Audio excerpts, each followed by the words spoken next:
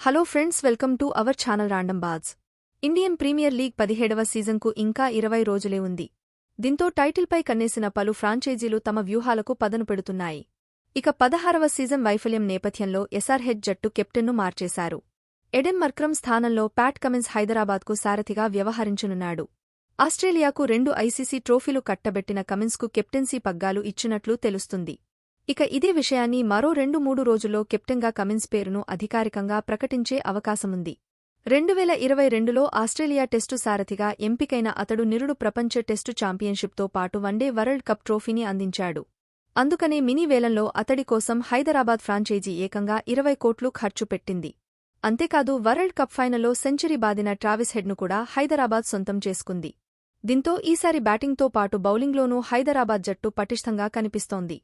16వ సీజన్లో హైదరాబాద్ ఓపెనింగ్ జోడీ కుదరకపోవడం, middle order చేతులెత్తేయడం, bowling సరిగా లేకపోవడం, దీంతో పాటు విధ్వంసకర ఆటగాడైన డేవిడ్ వార్నర్ను వదిలేయడంతో హైదరాబాద్కు ఓపెనర్ దొరకడం పెద్ద సమస్య అయింది. ఇక మార్చి 22 నుంచి ఐపీఎల్ 17వ సీజన్ షురూ కానుంది.